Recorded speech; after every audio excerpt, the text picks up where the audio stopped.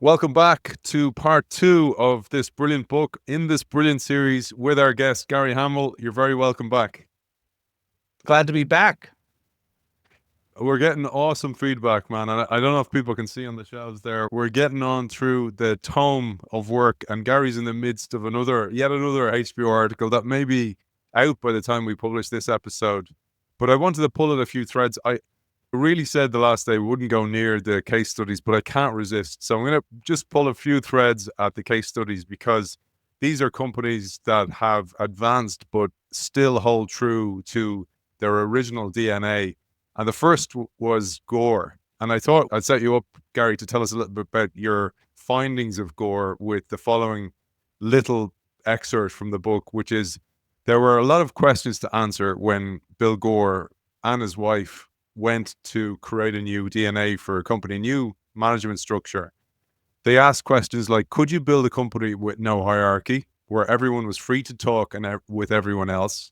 How about a company where there were no bosses, no supervisors, and no vice presidents? Could you let people choose what they wanted to work on rather than assigning them tasks? Could you create a company with no core business, where people would put as much energy into finding the next big thing as they did into milking the last big thing? And could you do all of this while still delivering consistent growth and profitability? Many people would say of their companies, they are not possible. They're not mutually exclusive. It's a zero-sum game. But Gary discovered that it is possible, not only with his own clients like Hire, but with Bill Gore and co. back in the day.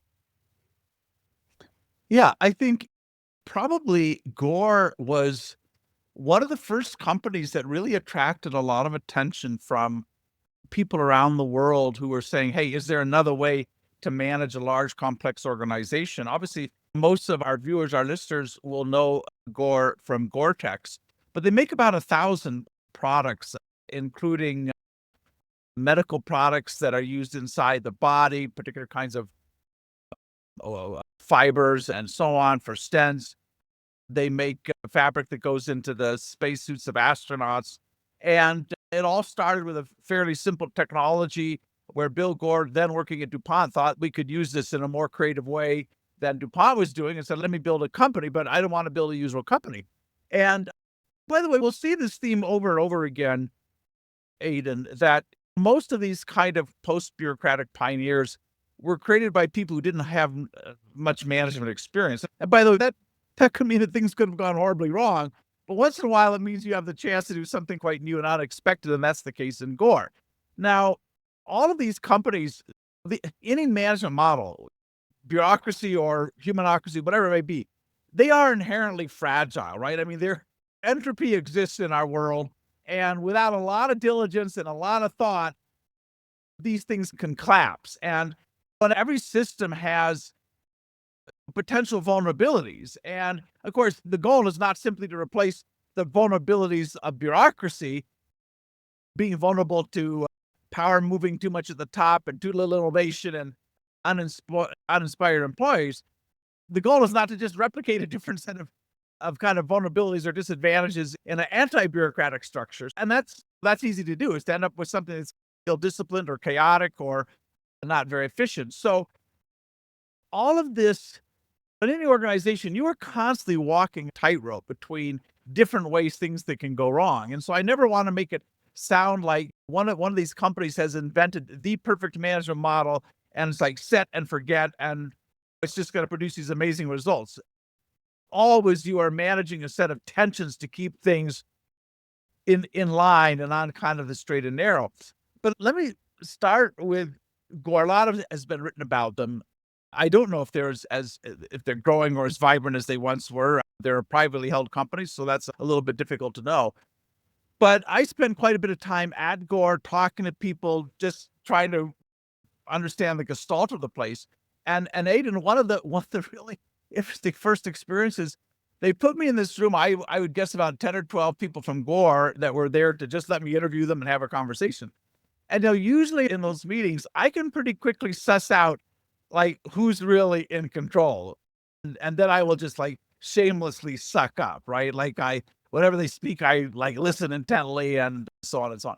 And it was disconcerting because I had no idea like who was important and who wasn't. There was no apparent deference. And and so as these people were handing me their business cards, I did notice that on a couple of these business cards, it had the word leader. It didn't say vice president, it just said like somebody's name and leader. So I asked the group, I said, like, how do you become a leader at Gore? And they said, well, like your colleagues ask you to lead them. I mean, quite literally. And when that happens enough, you can put this title on you, but like nobody appoints you as a leader. And and critically, the designation of leader comes when people think you're worth following. And so a lot of the conversations at Gore were about how do you build genuine followership? But then I asked like, how do you become a leader? And some person said, well, if you call a meeting and other people show up, like that's a good sign. Like you're probably on the right track because nobody has to go to meetings. And so that was one of the first kind of oddities that I noticed there is that you're not a leader because somebody fails to distinguish the word vice president from leader and says, this is our leader. You're not a leader. You're a leader because people generally think you have ideas and you know how to mobilize people and you know how to organize things and they want to follow you. The second kind of very interesting thing is they made a big distinction about commitments versus assignments. And of course, in most organizations, if you're sitting somewhere in the middle, you get an assignment and you often don't have a lot of choice in that. And at Gore, the company's run in relatively small businesses, a couple hundred employees is the maximum size, and they'll split it up. They do that so everybody believes their voice matters. All of your colleagues, or most of them, you can easily go to anybody on that team, cross-function. So they want that very strong sense of community is important to them. But within that, and so basically everybody understands the business, right? It's small, you're interacting with other functions, and you have a line of sight to everything. So people pretty much know, hey, here's our priorities, here's what needs to be done, and here's what the challenges are. And so people commit to each other to get things done. And so at any point in time, an associate will have a list of here's some of my priorities, here's what I'm working on.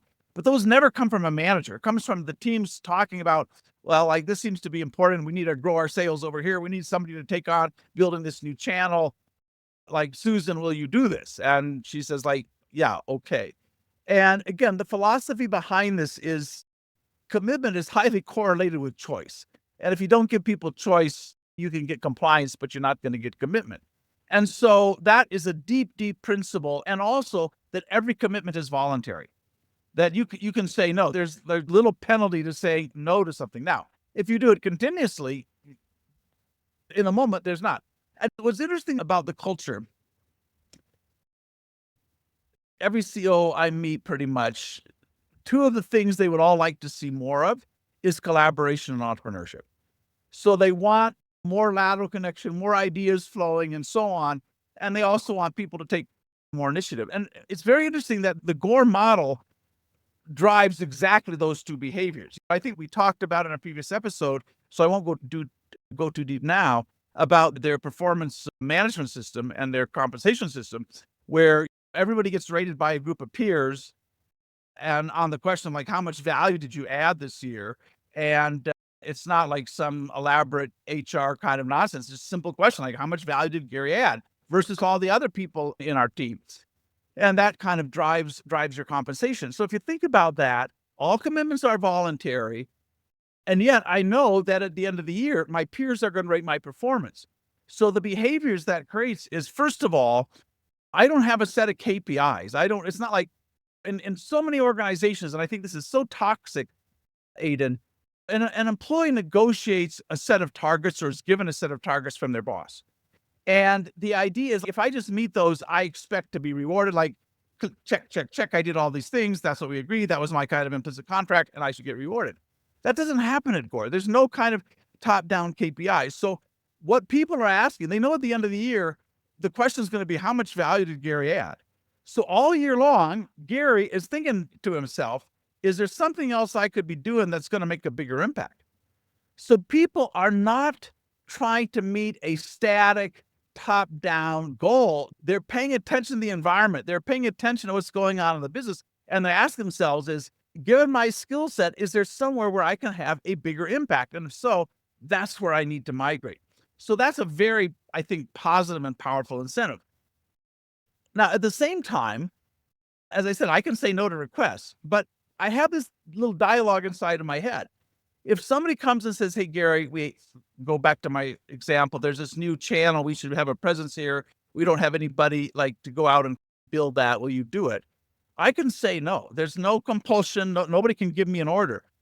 But again, I know at the end of the year, my peers are going to look at me.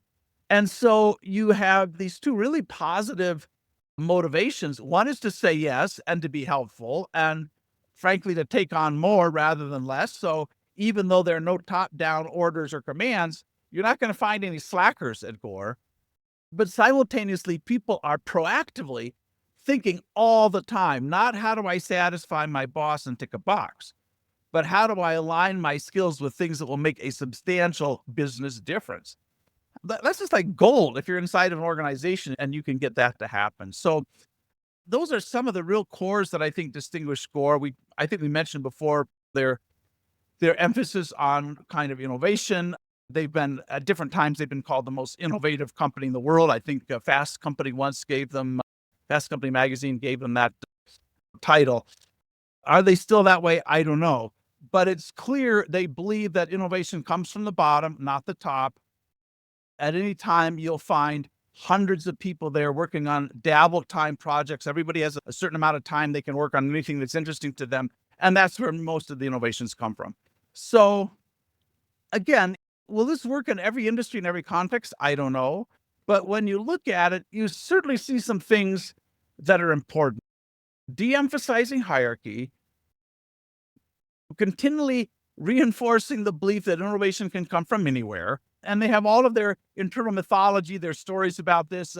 A guy who is using a particular Gore product, a keen mountain biker coated the cables on his mountain bike to repel dirt, and very successfully said, "Hey, maybe we could use this for guitar strings." Well, there's a kind of strange connection. And turns out you could. And so they end up producing one of the world's most successful guitar strings.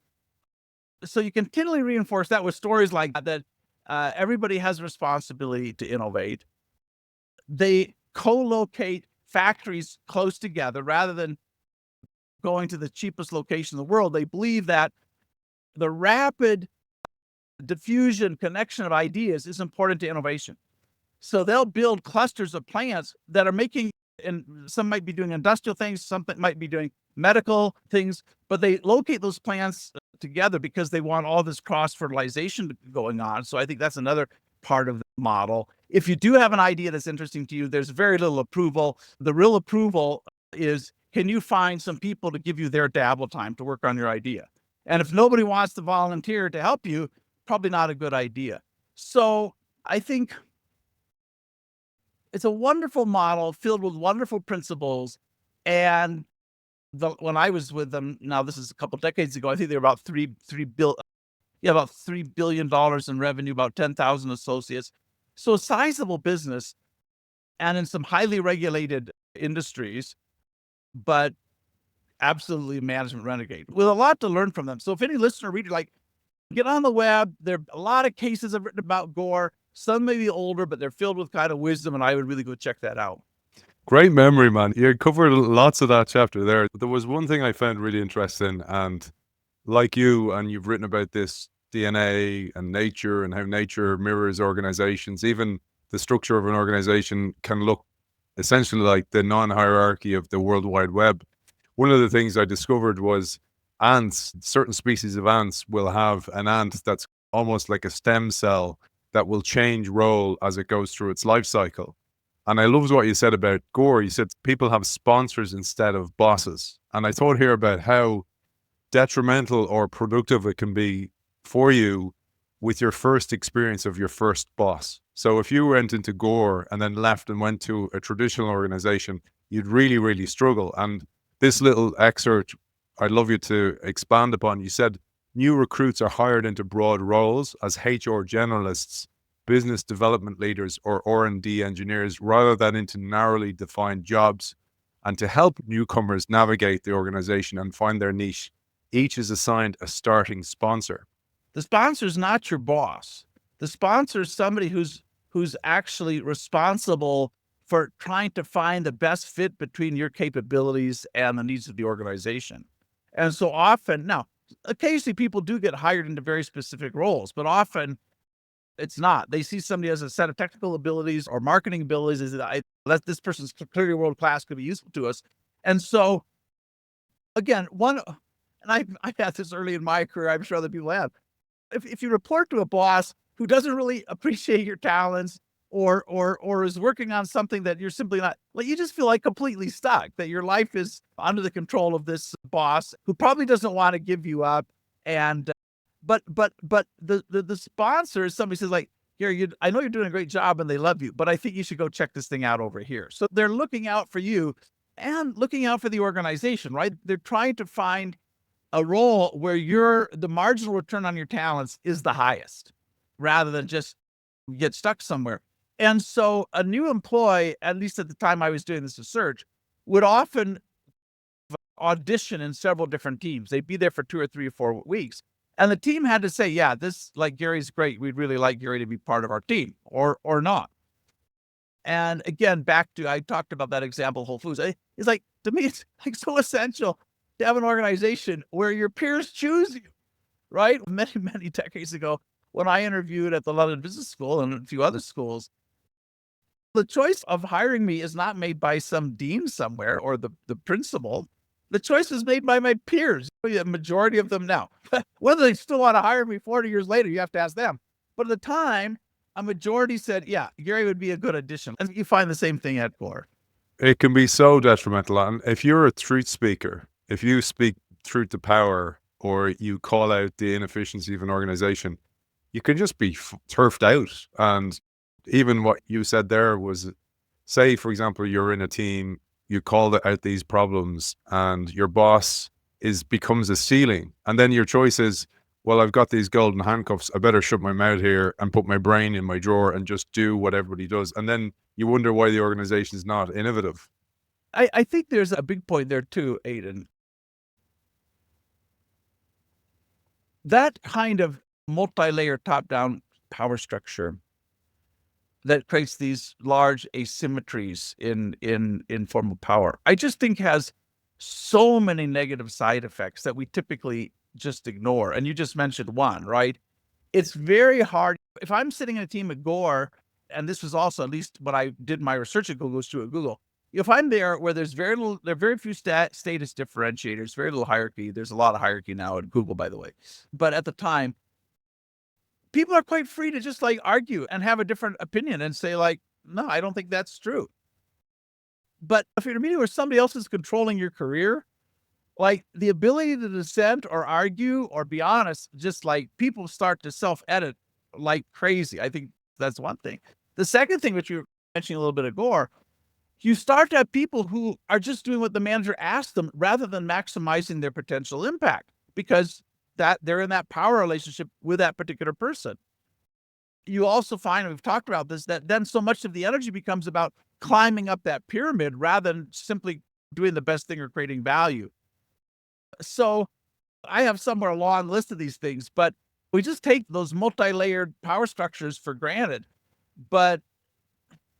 And most of us, we don't want to live in an organization where you just feel perpetually like you're powerless, at least with respect to your boss, the people around you. But, many people, that's how they feel at work. And man, what an awful way to live. And it's exhausting. It's so exhausting. It's like masking, if you're neurodivergent, masking, and how much energy that uses up. I feel so sorry I did work in organizations like that. I just couldn't drink the Kool-Aid. I had to leave. But I felt so sorry for people who were really good people, really great ideas, but just had to stay, or felt they had to compelled to stay because of those golden handcuffs again. But I know Google, you mentioned, it has changed a lot. Even, for example, here in Ireland, we have a huge Google facility and it's massive now. And you said, and I thought this aged quite well, you said the jury is still out on whether Google's founders will succeed in their quest to build a company that can outrun the future.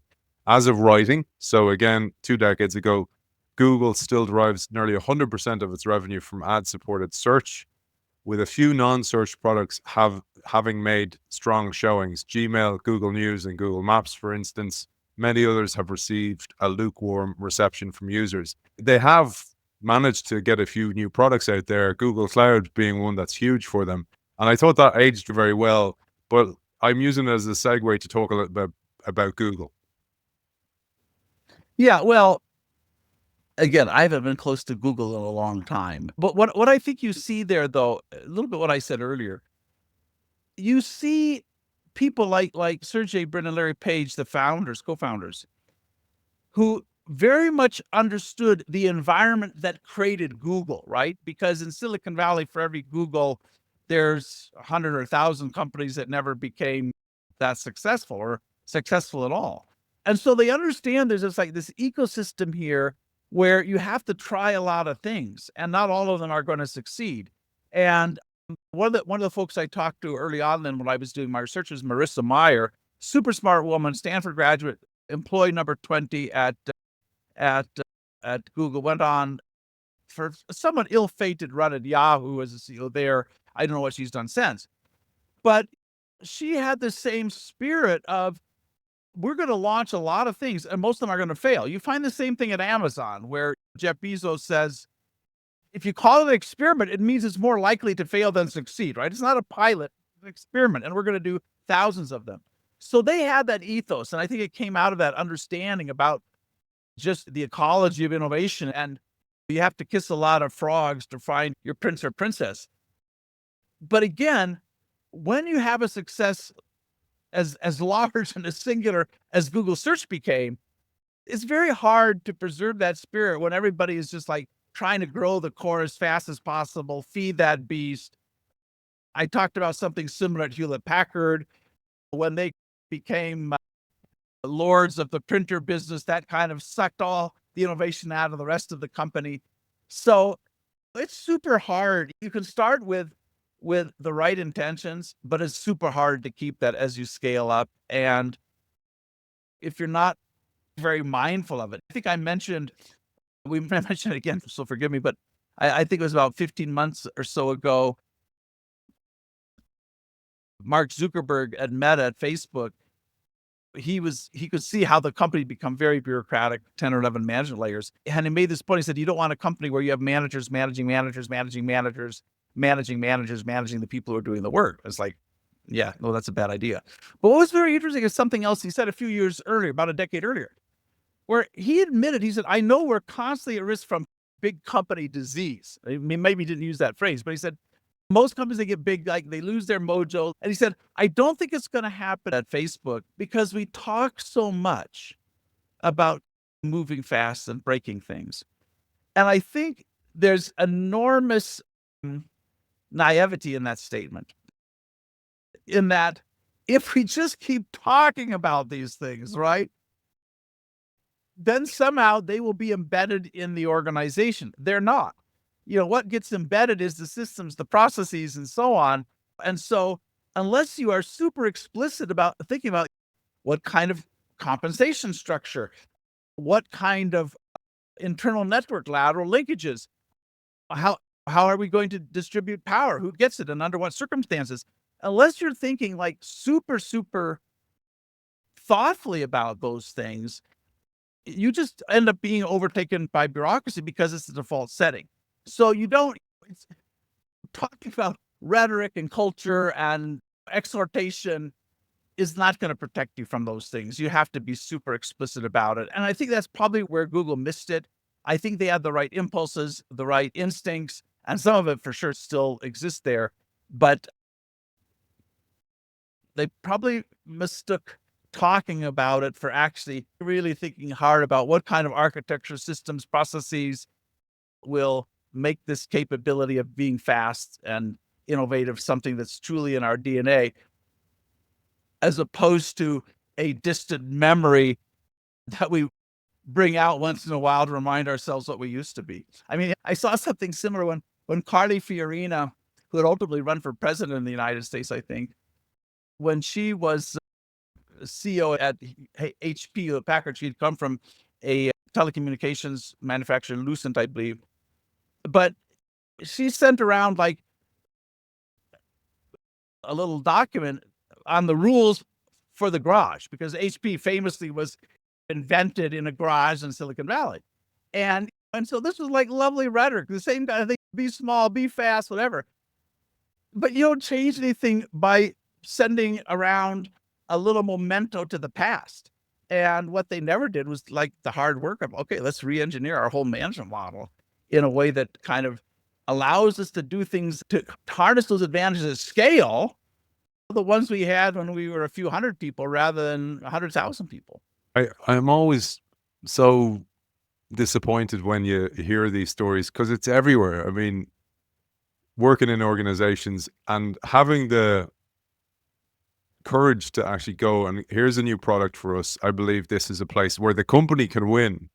And then you're punished for that, or worse, you're jettisoned for that. What happens to a lot of people, or you're frustrated out of the company. And as you said in competence-based competition, when we talked about that most companies are developed by a disgruntled employee from a different company. So why not engage those people? And I just think that's the biggest cruelty of all of this. Well, it is, but it's just, it's not inevitable, because we can find organizations of large scale who haven't fallen into those traps. Not very many, but some of them are out there.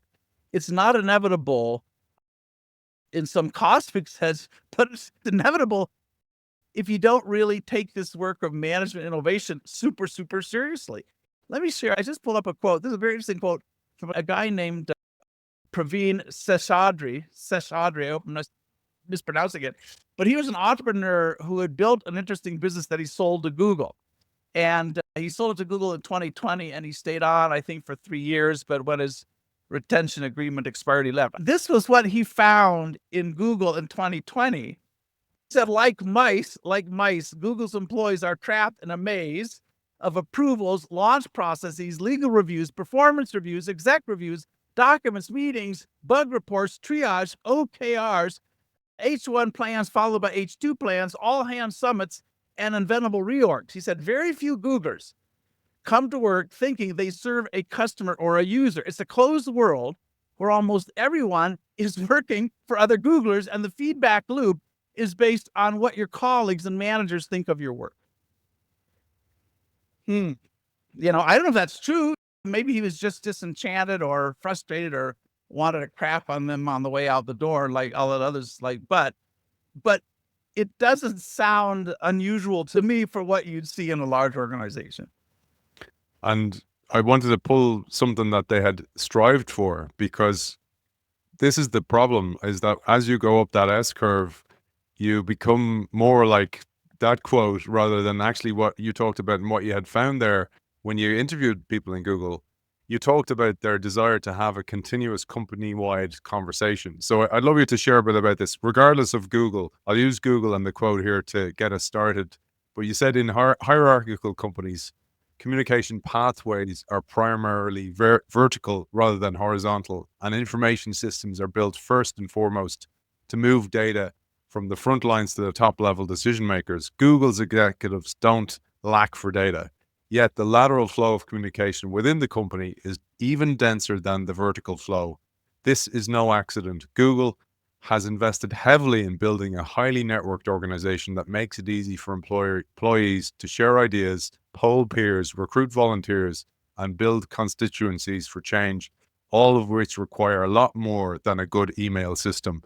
And you talked about some of the systems that they had in place there. I know you've worked massively with Hire to implement some of this. We'll talk about that again later in Humanocracy. But for a Google perspective, what did you find then compared to what you found with that quote today? Well, of course, I don't know what exists today, but I think, Aidan, the critical thing is not just whether you have lateral technology and lateral systems. Most organizations today, they have Slack. They may have some kind of idea markets. They have chat functions across the company, so you can reach anybody in the company probably fairly easily, and so on. So I think at the time, Google was investing in that probably ahead of a lot of competitors. Today, I think most organizations have something like that.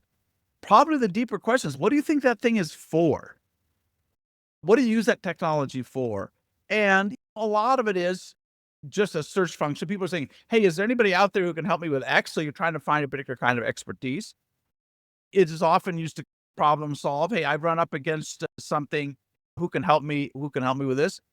It can be a bitch session where there's maybe a lot of whining and so on going on. And then a huge amount of it today is just used in project work where you got a team of people maybe co-located around the world and they're just constantly on Slack or something else. And that's just the way the work gets done.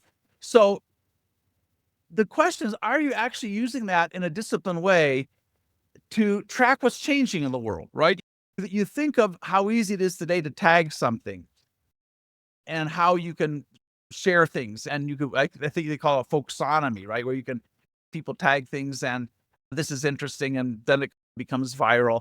You think about a large organization where you have people around the world, often the people in the center don't know what's going on, but having a system where somebody at the other source says, hey, I saw a new release from a competitor in China. This is what it is. And they tag it. And then that's available. Every employee across the world can see that. So you build a collective intelligence system that can monitor the entire world where everybody can see what's happening, where you can put that picture together. There are ways of doing that today that you couldn't have done 20 years ago. Now, how many companies have that? I don't know. Not very many, probably. Similarly, today we can do open strategy. We've talked about this before. I won't go here deep now, but Google had some processes led by the CEO and others where you bring young people in and you have these really robust debates about what else should we be doing. They would occasionally kind of crowdsource big questions down to the organization. And one of them at one point was like, how do we catalog and give people access to uploaded video? That was probably before YouTube was a thing. I don't know. And so they were trying to engage the periphery of the organization, the core in these kind of conversations. But at some point, if you're doing that with old technology, you simply can't scale that, right? It's like you can't get enough people. But we have a lot of experience of doing that at scale and bringing tens of thousands of people together and getting the best ideas to the fore. So it's not, the technology is usually not the limiting factor here.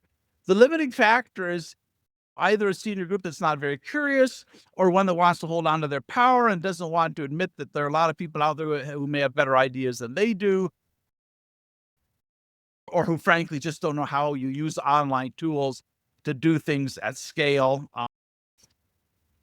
Variety of reasons. But yeah, the tools are not really, it's the spirit behind them and this idea. We have to have the best insights from the best people wherever they are. And we need to make sure those are getting to the fore, that other people can corroborate or not based on their own evidence. The things that we see collectively as emerging and gaining speed, we need to be able to pay attention to those. We need to be able to interrogate the entire organization. What do we do about that? How do we turn this into an opportunity? It's just like shocking to me that so few organizations yet are using the tools in that way, because you clearly can. You then move to solution mode and you highlight a couple of things. And I thought was really interesting where you talked about the limits of language and how innovation or reinvention needs new language. And it reminded me of that Wittgenstein quote, the limits of my language mean the limits of my world. And what you said was, even our language is held hostage by our paradigms.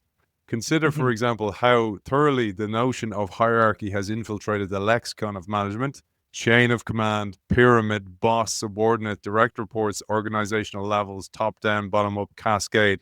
All these terms connote a formal scale of power and authority. Indeed, managers have as many ways of talking about hierarchy as our Eskimos have about talking about snow. Yeah, I think, and obviously the language is just a reflection of the underlying kind of architecture or belief system that we have. And I think I spend an entire chapter in this book basically saying, and we talked about this a little bit with respect to maybe orthodoxy or dogma with respect to products and technology, but it's equally important when you think about how we manage, right? There, I just hear over and over again, I hear people say things in organizations as if like aphorisms, and they take as if like they're written on commandments, like in stone somewhere. and that they exist independent of just the way we chose to build our organizations.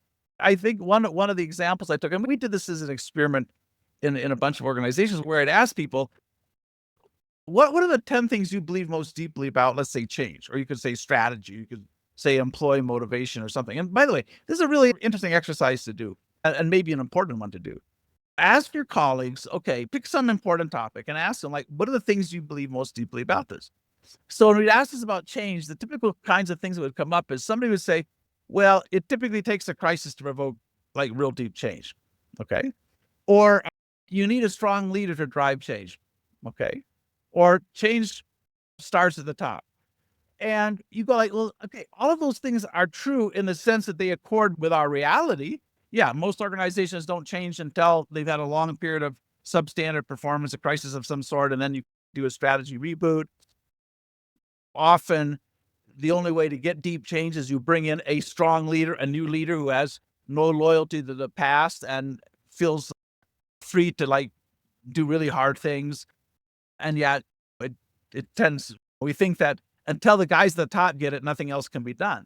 And then you go like, okay, none of those things are true in the absolute sense, right? They're simply true of hierarchical organizations where the power to initiate change is at the top and where there's a lot of learned helplessness everywhere else, and where there are poor systems for understanding how the world is changing and responding to it. Yeah, then you're going to end up with a crisis. Only somebody at the top is going to be able to get this thing done. And so once you find something that's true, you have to say, is this inevitably true in every context forever and in every system, biological, human, physical, that we can imagine? Or is this just something that we've inherited? And I think just very seldom, are we thoughtful in that way? And I will tell you, one of the things I learned, and maybe we'll come back to this in a different context, Aidan, and forgive me again if this is something I've said in another way, but in a world of AI and instantly accessible knowledge and information, it is impossible to know more. There's always somebody who has better information, can know more about any topic than I can. But the value comes not from knowing more, but from knowing different. The value comes from when you can step outside the dominant paradigm and go like, why the hell is it that way? One of the examples I have in the book, which is really quite a fun one, it's an older one, but quite a fun one, is two researchers at a hospital in Perth, which literally is like the end of the world, were both frustrated. One, I think, was a hospital. One was an internal medicine guy, other one a pathologist. And they were frustrated at their patients suffering from ulcers. And of course, the received wisdom among gastroenterologists were ulcers are the product of stress and booze and so on. And these guys just said, really, is like that all there is? So they started a take cultures out of the guts of their patients and to see if anything would grow in those cultures. And the answer was apparently no. But then over one long weekend, one of these cultures is left unattended, and the guy comes back, and Barry Marshall and Robin Warren, what are the names? Comes back over a long weekend, and there's something growing. And they find this little corkscrew-shaped bacteria. They say, like, could that be the culprit? So these guys, like, hatch a brew of this and drink it themselves and then become quickly, like, very unwell. And so they said, yeah, this is, and so they started to treat this in a different way, and they could watch these ulcers disappear. Well, they went to present this at a big conference, and they basically got pulled from the stage. Like that, the existing mental models were so out of sync with what they were finding that people literally, you couldn't see the data that was just in front of you. And the good news is ultimately this changes the practice of medicine, and these two guys win the Nobel Prize. But it tells us how much work we have to put in to challenging what we already believe, our own confirmation biases. And I always tell people, when you hear something that you literally think this is crazy or I disagree with, and some of it is like so obvious, you can just say, okay, that's like nuts. But take some time to ask, like, under what circumstances might this be true? Or what evidence is here? But the tendency we all have just is like, well, that doesn't fit with my worldview, like, I'm just going to dismiss that, is like so high and so deep. And that's the primary reason we're stuck. We're all drinking the same bureaucratic bathwater. We're not drinking the ulcer juice. I was telling you before we came on air, I went down so many rabbit holes based on stuff like this. So I went then reading, I don't have any extra time to read the Patterns of Military Revolutions, the book that you mentioned in there, and how about the longbow and how the technology changes, but that doesn't change how you go into war, and how when lives depend on it, we still cling to these old orthodoxies based on power and status quo, etc.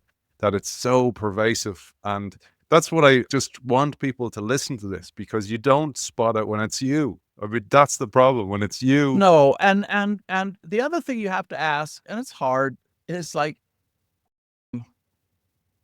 what does this belief that I've held on to for a while, does it serve my self-interest in some way?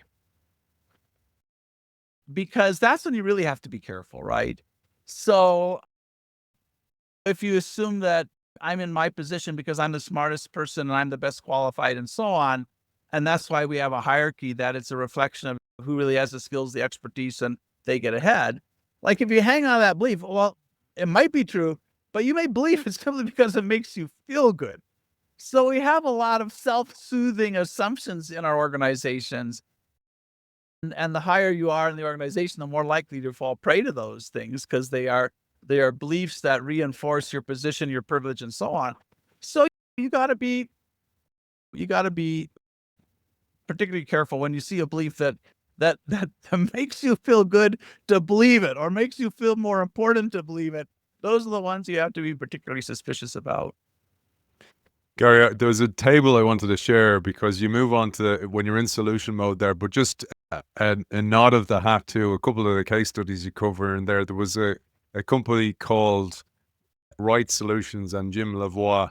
And what I loved about that case study was the language he changed. So he brought in systems for innovation. One he used the marketplace basically to change the language about how people thought about innovation. The SPAS deck, the Dow Jones, and savings bonds within the organization. There's a great case study in there, and I encourage people to get the book to read about that. But I wanted to share this diagram, this table that you share in the book, because it's the principles of modern management, and you look at different elements here, and maybe we don't have to go through them all, but maybe pick and choose at a couple of them here and we'll have a little bit of empathy for people who are just listening, which is the majority of the show. We'll get at this, I think, much deeper when we talk about humanocracy, and I'll try to explain a little bit why. If you want to do anything, if you want to build an organization that's in any way fundamentally better than the one you have now, you have to start with new principles, not new practices, not new structures, not new processes, but you have to go like very deep back to principles. And again, this is kind of part of our inheritance, a set of principles that were developed in the industrial age, again, with the purpose of producing very compliant employees and very efficient organizations. But principles like specialization, you put like with like in an organization, and you disaggregate jobs into small, repeatable components. Standardization, that you just put a high premium on doing the same things over and over again on perfect replicability. Alignment, where you want everybody with the same targets, pushing in the same direction. Hierarchy, that the way you manage complexity is you simply have a hierarchy of managers with ascending decision rights. Elaborate systems for planning and control. So control is a hugely important principle. Control over tasks, over budgeting, over resource allocation, regularity and predictability in operations. And then finally, this belief that we're mostly motivated by extrinsic rewards and pay for performance. None of these things are wrong, right? Like, none of those are all like really, really good principles. And we'll talk about this again, I'm sure. Collectively, though, they create an ideology, and that really has control at its center. And the dilemma with any ideology is, if you're not careful, at some point it slips the balance of common sense, or you just take it past the point of like logic. And I think that's what's happened. And so my view is, you only beat one set of principles by having a better set of principles. So we'll come back to this, but you have to understand that those principles of specialization, standardization, control, goal alignment, They are deeply marbled into every system and every process. In fact, if you look at the processes of most organizations, they are built on and serve those principles, those goals. And trying to find systems or processes that serve any other goal or be is like really hard. They simply don't exist, which is why we end up with these very lopsided organizations that are very good at discipline, control, alignment, and not very good at anything else. Those principles, they're like DNA, right? Or they're like the water you drink. They are just everywhere, mostly unnoticed, with no powerful ideological rivals. And so they just predominate, and organizations, therefore, are very unbalanced and highly capable in some ways and entirely incompetent in others.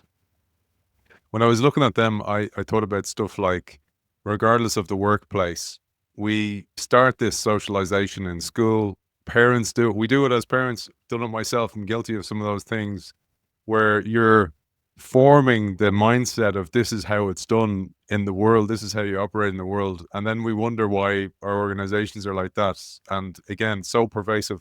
People track creativity, and basically it falls off a cliff once you start school.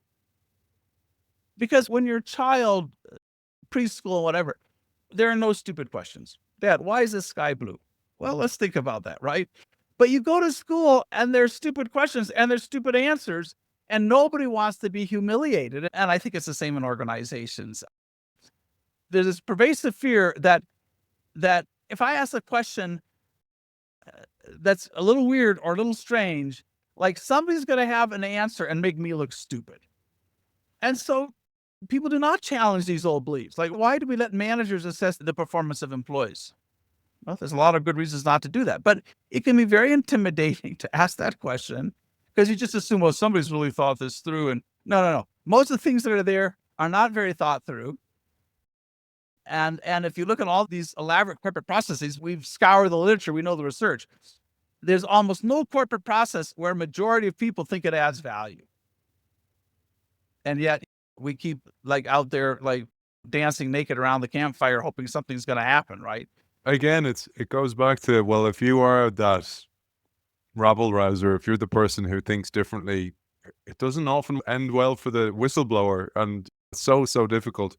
I thought I'd share one last diagram, and I'll just highlight one thing which is so important. And again, even as a parent, I see this, that if your child has a purpose, if they feel they have a purpose that they own, they don't wander. They don't then do things you don't want them doing. And you talk about the importance of this from change initiatives. You say people change for what they care about. In the final analysis, there are no adaptable organizations, only adaptable people. While a company's management processes can either impede or encourage adaptation, it's the willingness of individuals to change that ultimately matters. Most books on change start from the premise that people reflexively resist change and have to be manipulated, browbeaten, or cajoled into abandoning the serenity of the status quo. Gary has a different view. He believes most human beings welcome change. For all our reactionary tendencies, we are always looking for new experiences and new challenge, but purpose is at the heart of that. Yeah. Somebody gave me a good analogy once. They said, Gary, when you talk about the purpose, it's about like having a son that pulls the little shoots out of the ground, right? And nurses them and whatever. And I think, again, there's been a lot of talk about purpose over the last few years and became kind of fairly politicized, I think. And it got merged with all the ESG stuff and stakeholder capitalism. And some of those ideas have a lot of merit. But I think, putting some vague social do-gooder thing on top of a corporate's purpose is not, it's something that has to come from inside and has to be deeply felt. I talked about Whole Foods. I don't know if they still have that purpose, but they used to talk about whole foods, whole people, and whole planet. And so we want to create foods that like your grandmother would recognize and are not now. I think, what do we call them now? We don't call them engineered foods, highly processed foods, right? Which we're learning are like super bad for us. So no, we're not going to do that. We want whole people. We want to worry about your nutrition and how that affects all of your health, everything we eat, a super powerful drug. And then finally, a whole planet, take care of the planet. And they didn't do that kind of belatedly as a sop to some outside pressure group. They did that because John Mackey, co-founder, and the early employees, this is what they believed. And so, and they attracted people who cared about that. And I think, as we've talked about before, you have to have a purpose that has enough stretch in it that it continues to encourage you to change and do more. And again, that purpose is not shareholder wealth, and it's not some vague thing about making the world a better place. It has to be specific. And yeah. And the reason I would say this, Aidan, is maybe a final thought. You will know if your organization has a purpose, partly by whether they can articulate it or not. And by the way, whether people can articulate it without having to go back and look at something. If you just ask people like, what are we here to do? And everybody has the same answer, that's a pretty good sign. The other way you'll know if it's real is if you can say, where have we done something really hard or sacrificed something for the sake of that purpose? And that's where you find that in most organizations that they haven't done that. They have something that is out there somewhere, often about customers, but then you find they're only too happy to screw the customer over. So, yeah, I mean, you shouldn't have to say any of this, but again, it's a testament. But in fact, let me go back one little anecdote. Frederick Winslow Taylor often gets a bad rap, the father of scientific management, and spent a lot of time, as you might say, de-skilling work, but also trying to make it better. He would study for hours somebody shoveling coal to understand, like, what's the best way to do this. But he thought, in a kind of lovely Puritan way, he said, to waste an hour of human labor is iniquitous. Like, if you can find a simpler, easier way for human beings to do something, why wouldn't you do that? And so we can look at that, and maybe there was some self-rationalization going on there, but you can look at it and go like, yeah, this is the guy who like turned everybody into automatons. But you can also look at it and say, here's a guy who said like we want human work to make a difference and to raise our productivity. And the fact today that we're producing 20, 40, 60 times more output per hour than we did a century ago is like unflipping believable. But a lot of his work had a deep purpose behind it.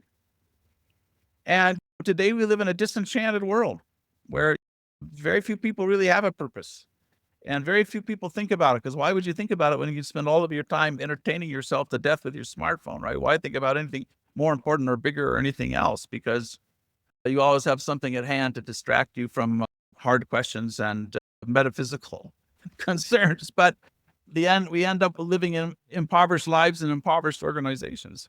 It's massive, and we will get to it. I wanted to share more, but I'm gonna leave it there because Gary beautifully finishes the book. And I pulled out a little excerpt just to tail the book, because we started with this. The book starts with the end of management, and I pulled a little line just from chapter 7 where he said, "It turns out we haven't reached the end of management. We really can reinvent the way big companies are structured and run. There isn't any law that prevents large organizations from being engaging, innovative, and adaptable, and mostly bureaucracy-free.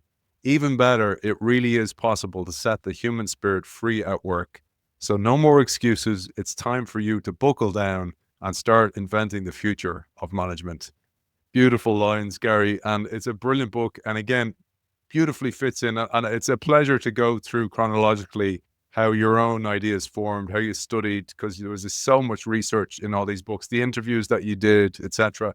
And there's tons, by the way, for people interested, of articles. Gary wrote for Fortune, HBR, still writing for HBR. There's tons and tons of articles out there. You can find them all. I highly, highly recommend them. Gary, for people who want to find you and find some of those articles, where's the best place? LinkedIn is a pretty good place. Just put up an article there on Elon Musk and Doge and what they may be doing right and wrong. So please find me on LinkedIn, ask a question, connect. I'll occasionally post on X as well, so you can find me there under Prof. Hamel. And emails, I'm just Gary@GaryHamel.com. So yeah, if something sparks your interest, you want to go deeper, you want some more resources, always happy to help out. Author of The Future of Management, Gary Hamel, thank you for joining us. A pleasure, Aidan.